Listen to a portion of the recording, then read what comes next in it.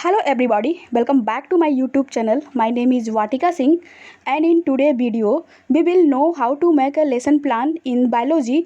But before starting this video, we would like to say something to you. Please like and share this video and subscribe my channel Vatika Singh and don't forget to put on the notification bell so that you don't miss the upcoming videos. तो चलिए friends, हम इस video को start करते हैं। यहाँ पे हमारा प्रकरण है न्यूक्लिक अम्ल की संरचना व प्रकार। बायोलॉजी में लेसन प्लान बनाने के लिए आपको सबसे पहले लिखना होता है पाठ योजना। इसको हम हेडिंग या टैग लाइन कहते हैं। यह बिल्कुल ही बीचों बीच सेंटर में बोल्ड में और इसे बहुत ही सुंदर ढंग से आपको लिखना होता है। बट आप यहाँ पे देख रहे होंगे पाठ योजना संख्या 20। इसका मतलब यह है कि यह आपका 19वां पाठ योजना है। यह आपका 20 लेसन प्लान है। उसके बाद आप लिखते हो विद्यालय का नाम। आप जिस भी विद्यालय से अपना बीएड बीटीसी डीएलए कर रहे होते हैं उस विद्यालय का आपको यहाँ पे नाम लिखना होता है। उसके बाद आप लिखते हो दिनांक। आप जिस भी डेट को अपनी पाठ्य योजना बनाते हो उस डेट को यहाँ पे आपको दिनांक में लिखना होता है। उसके बाद आप लिखते हो विषय। आप जिस भी विषय में पाठ्य योजना बना रहे हैं उस विषय को आपको विषय में लिखना होता है। जैसा कि आप यहाँ पे देख रहे होंगे हमने विषय में लिखा हुआ है बायोलॉजी, यानी कि हम बायोलॉजी में पाठ्य योजना बना रहे हैं। उसके बाद आप लिखते हो चक्र। बच्चों को पढ़ाने के दौरान जो भी आपका पीरियड होता है उसी पीरियड को आपको चक्र में लिखना होता है। जैसा कि आप यहाँ पे देख रहे होंगे हमने चक्र में लिखा हुआ है फर्स्ट, यानी कि बच्चों के पढ़ाने का पीरियड यहाँ पे हमारा फर्स्ट है, इसलिए हमने चक्र में फर्स्ट लिखा हुआ है। उसके बाद आप लिखते हो कक्षा। आप जिस भी कक्षा के लिए पाठ्य योजना बनाते हो उस कक्षा को आपको कक्षा में लिखना होता है। जैसा कि आप यहाँ पे देख रहे होंगे हमने कक्षा में लिखा हुआ है 9th, यानी कि हम 9th क्लास के लिए पाठ्य योजना बना रहे हैं। उसके बाद आप लिखते हो अवधि।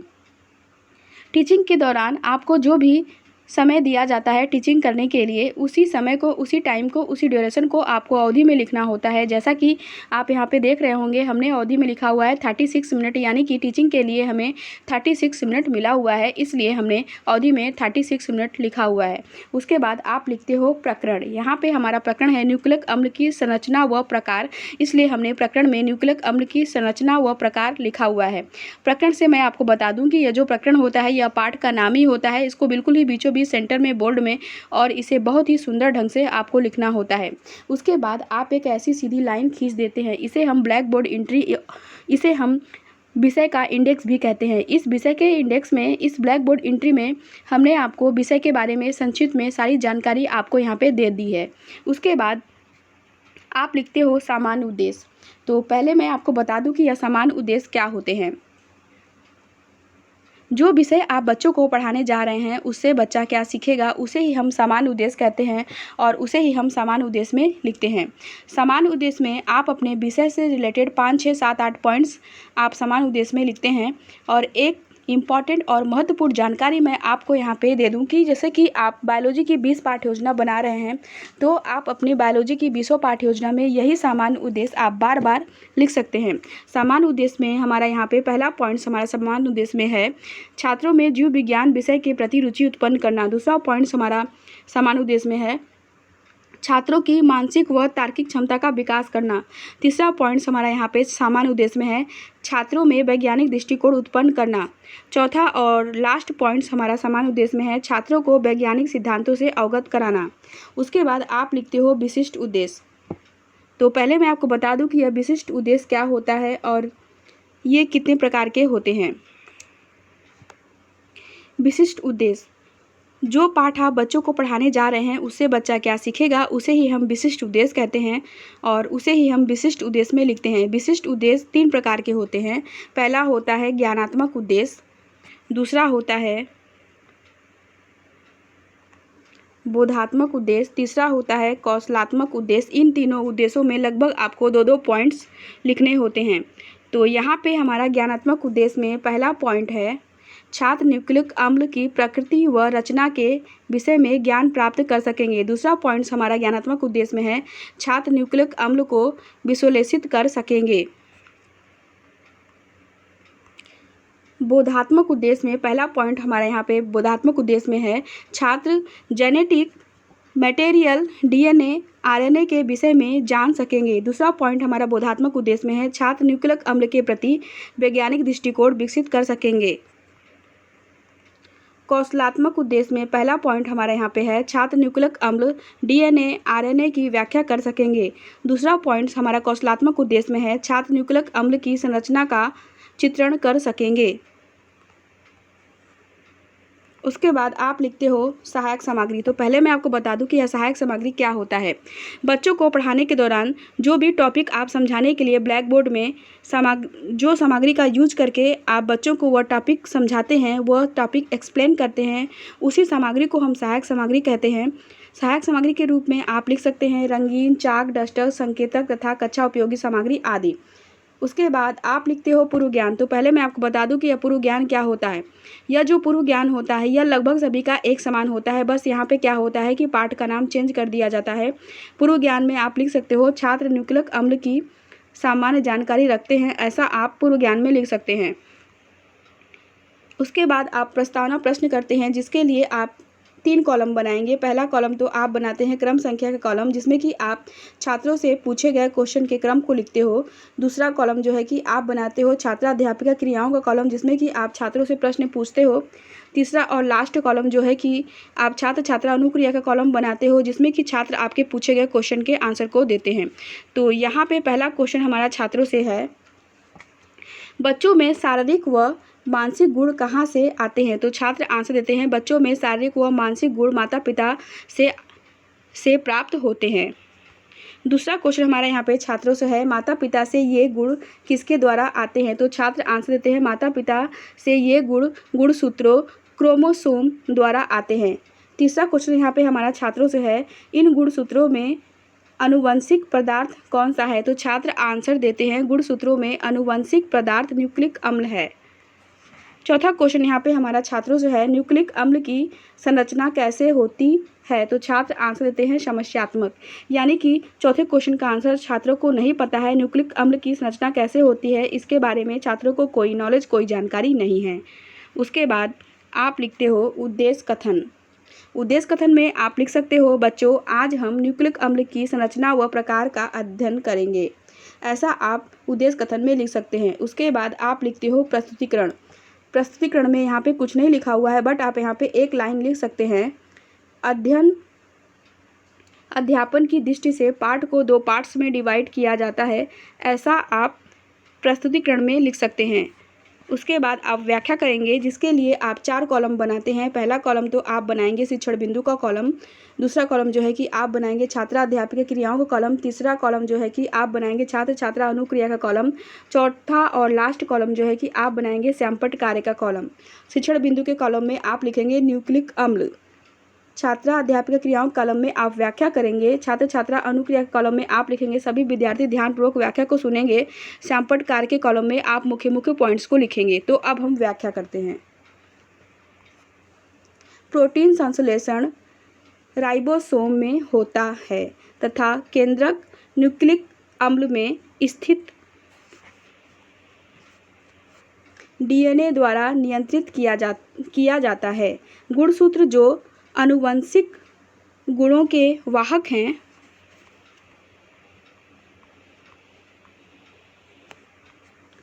न्यूक्लियोप्रोटीन न्यूक्लिक अम्ल प्लस प्रोटीन के बने होते हैं।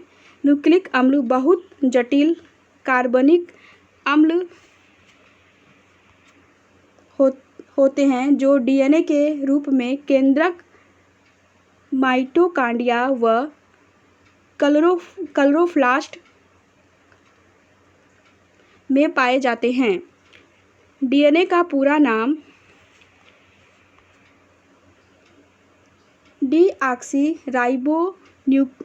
डीऑक्सीराइबोन्यूक्लिक एसिड है।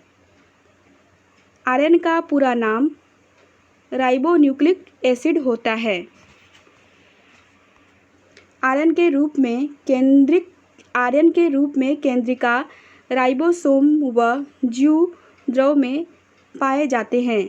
ये माइटोकांड्रिया व क्लोरोप्लास्ट में भी पाए जाते हैं। इस प्रकार न्यूक्लिक एसिड डीएनए व आरएनए के रूप में पाए जाते हैं। व्याख्या करने के बाद आप सैंपट कार्य के कॉलम में मुख्य पॉइंट्स के रूप में आप सैंपट कार्य के कॉलम में पहला पॉइंट्स आप लिख सकते हैं, नाभिकी या न्यूक्लिक अम्ल सभी प्राणियों में सदा उपस्थित रहता है। दूसरा पॉइंट्स आप श्यामपट्ट कार्य में लिख सकते हो, न्यूक्लिक अम्ल आनुवंशिक सूचनाओं को संरक्षित करते हैं। तीसरा पॉइंट्स आप श्यामपट्ट कार्य में लिख सकते हैं, न्यूक्लिक एसिड कोशिकाओं के अंदर प्रोटीन सिंथेसिस प्रक्रिया को नियंत्रित करता है। तीसरा पॉइंट्स आप श्यामपट्ट कार्य में लिख सकते हैं, न्यूक्लिक एसिड दो प्रकार के होते हैं, पहला आरएन दूसरा डीएनए। पहला आरएनए दूसरा डीएनए। व्याख्या करने के बाद आप छात्रों से बोध प्रश्न करते हैं, जिसके लिए आप 3 कॉलम बनाते हैं। पहला कॉलम आप बनाते हैं बोध प्रश्न का कॉलम, दूसरा कॉलम जो है कि आप बनाते हैं छात्र अध्यापक क्रियाओं कॉलम, तीसरा और लास्ट कॉलम जो है कि आप बनाते हैं छात्र छात्रा अनुक्रिया का कॉलम। बोध प्रश्न के कॉलम में आप छात्रों से पूछे गए क्वेश्चन के क्रम को लिखोगे, छात्र अध्यापक क्रियाओं कॉलम में आप छात्रों से प्रश्न पूछोगे, छात्र छात्रा अनुक्रिया कॉलम में छात्र आपके पूछे गए क्वेश्चन के आंसर को देंगे। तो यहाँ पे पहला क्वेश्चन हमारा छात्रों से है, न्यूक्लिक अम्ल किस रूप में पाए जाते हैं? तो छात्र आंसर देते हैं, न्यूक्लिक अम्ल डीएनए व आरएनए के रूप में पाए जाते हैं। दूसरा क्वेश्चन हमारा यहाँ पे छात्रों से है, डीएनए का पूरा नाम बताइए। तो छात्र आंसर देते हैं, डीएनए का पूरा नाम डीऑक्सी न्यूक्लिक एसिड है। बोध प्रश्न करने के बाद आप फिर से व्याख्या करते हैं, जिसके लिए व्याख्या करने के लिए आप फिर से 4 कॉलम बनाते हैं। पहला कॉलम तो आप बनाएंगे शिक्षण बिंदु का कॉलम, दूसरा कॉलम जो है कि आप बनाएंगे छात्रा अध्यापक क्रियाओं कॉलम, तीसरा कॉलम जो है कि आप बनाएंगे छात्र छात्रा अनुक्रिया का कॉलम, चौथा और लास्ट कॉलम जो है कि आप श्यामपट्ट कार्य का कॉलम बनाएंगे। शिक्षण बिंदु के कॉलम में आप लिखेंगे न्यूक्लिक अम्ल के प्रकार, छात्रा अध्यापक क्रियाओं कॉलम में आप व्याख्या करेंगे, छात्र छात्रा अनुक्रिया के कॉलम में आप लिखेंगे सभी विद्यार्थी ध्यानपूर्वक व्याख्या को सुनेंगे। श्यामपट्ट कार्य के कॉलम में आप मुख्य पॉइंट्स को लिखेंगे। तो अब हम व्याख्या करते हैं। पेंटोज शर्करा के आधार पर न्यूक्लिक अम्ल 2 प्रकार के होते हैं।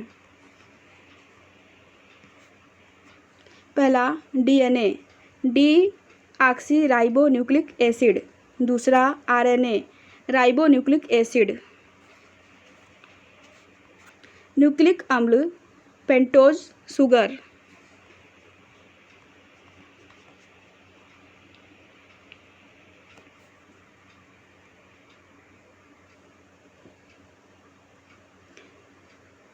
दूसरा फास्फोरिक अम्ल।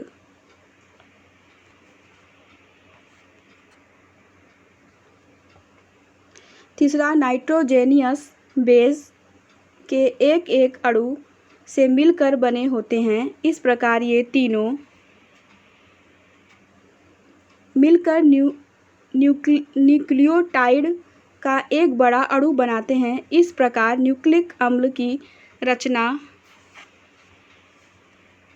न्यूक्लियोटाइड के बहुलीकरण से हुई है। नाइट्रोजनी क्षार 2 प्रकार के होते हैं।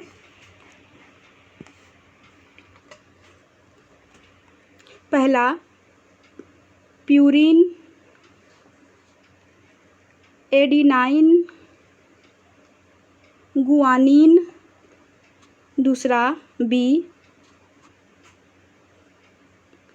Pyrimidine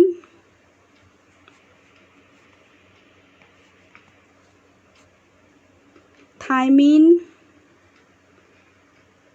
uracil cytosine. उपरोक्त तीनों मिलकर एक बड़ा अणु बनाते हैं। आरएनए में पिरामिडिन, क्षार में थायमीन के स्थान पर यूरेसिल पाया जाता है। Adenine CUGT, purine pyrimidine. व्याख्या करने के बाद आप श्यामपट्ट कार्य के कॉलम में मुख्य पॉइंट्स के रूप में श्यामपट्ट कार्य में आप पहला पॉइंट्स लिख सकते हैं, DNA deoxy nucleic acid. DNA में राइबोज शुगर होता है। RNA ribose nucleic acid, DNA केंद्रक माइटोकांड्रिया व हरित लवक में पाया जाता है। RNA प्लांट वायरस व कोशिका में पाया जाता है। RNA में थाइमिन के स्थान पर यूरेसिल पाया जाता है। व्याख्या करने के बाद आप छात्रों से बोध प्रश्न करते हैं, जिसके लिए आप 3 कॉलम बनाएंगे। पहला कॉलम तो आप बनाएंगे बोध प्रश्न का कॉलम, जिसमें कि आप छात्रों से पूछे गए क्वेश्चन के क्रम को लिखोगे। दूसरा कॉलम जो है कि आप छात्र अध्यापक क्रियाओं का कॉलम बनाओगे, जिसमें कि आप छात्रों से प्रश्न पूछोगे।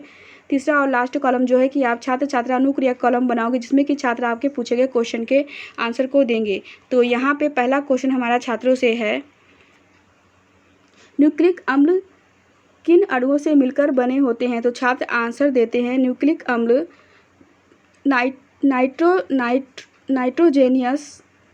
नाइट्रोजेनियस बेस, पेंटोज शुगर,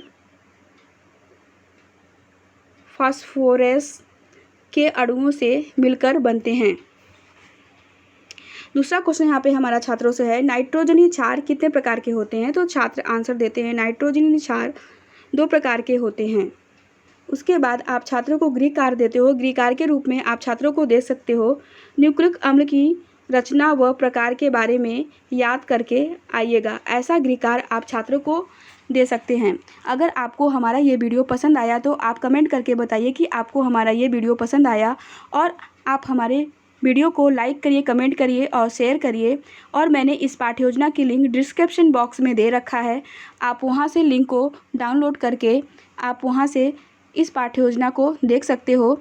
वहाँ डिस्क्रिप्शन बॉक्स में मैंने आपको इस पाठ्य की ट्विटर लिंक, ब्लॉगर लिंक और ड्राइव लिंक, तीनों लिंक इस पाठ्य की आपको मैंने दे दिया है डिस्क्रिप्शन बॉक्स में। आप वहाँ से इस पाठ्य की लिंक को डाउनलोड करके पाठ्य को देख सकते हो। पाठ्य में आपको कोई भी दिक्कत होती है, कोई भी प्रॉब्लम होती है, या आपको कोई भी क्वेश्चन मुझसे पूछना हो तो आप कमेंट सेक्शन में मुझसे क्वेश्चन पूछ सकते हो, या आप डायरेक्ट मुझे मेल भी कर सकते हैं और मैं आपके पूछे गए क्वेश्चन के आंसर को दूंगी। अगर अभी भी आपने हमारे इस चैनल को सब्सक्राइब नहीं किया है तो आप हमारे चैनल को फ़ौरन ही सब्सक्राइब कर लीजिए, ताकि मैं जब भी अपना नया वीडियो अपलोड करूंगी तो आपको उसका नोटिफिकेशन, उसका अपडेट जल्द ही मिल जाएगा, जिससे कि आप हमारे किसी भी वीडियो को मिस नहीं कर पाएंगे। तो हम आपसे फिर से मिलते हैं अपने नेक्स्ट वीडियो के साथ।